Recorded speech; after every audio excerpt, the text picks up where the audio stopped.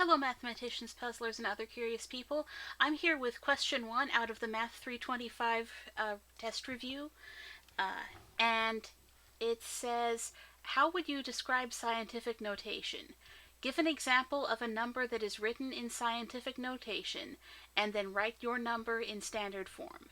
So since this is a given example kind of a problem, your answer might be different from mine. And that's okay. What you'll need to do is look at the format of the number to decide if your example fits. Now, the format for scientific notation is a times 10 to the power b, where a is what we call a number between 1 and 10. And more specifically, it's between 1 inclusively and 10 exclusively. So A is absolutely just completely less than 10, but it might be equal to 1. And then B here is an integer, meaning that it's a whole number, or like the negative version of a whole number, so like the opposite. So like if you're thinking about 3 as a whole number, negative 3 would be the integer that's the opposite of 3. Okay, so here's an example of a number in scientific notation, and that's 5.28 times 10 to the power 3. Now, one thing I notice about this is it has one digit in front of the decimal point, and that's something we look for in scientific notation, because if it's between 1 and 10, it'll have a digit in front of the decimal, but it won't have two digits in front of the decimal. And I also noticed that 3 here is an integer, specifically the whole number type of integer, so that works on that level. Now, you might also see other numbers, such as 2.87 times 10 to the negative 5. So it's okay if it's a negative integer instead of a positive integer.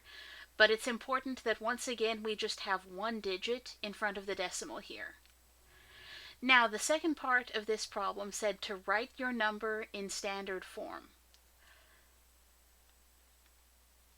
So one way we can do this is just by moving the decimal point. So I see that here we are trying to multiply by 10 to the power 3. So we can say 1, 2, 3. I see we're going to need to make a 0 there for that to work. So let's see, 5, 2, 8, and put a placeholder 0. So we get 5,280, which, by the way, is the number of feet in a mile. So if you're thinking that seems familiar, that's probably because we've used it a few times. By the way, this is also an answer from one of those quiz questions that I put on one of the quizzes earlier this semester, if you were wondering about that.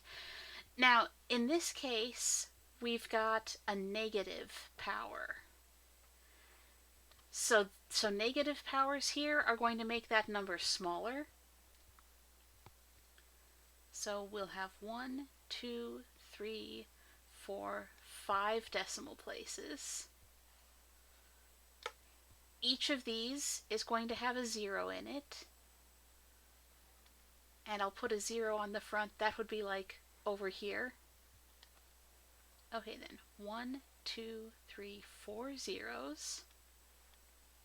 It's not a coincidence that we're putting 4 leading zeros on for the 5th power. That's for the 2 we went past, and then the 4 placeholders, and then 2, 8, 7.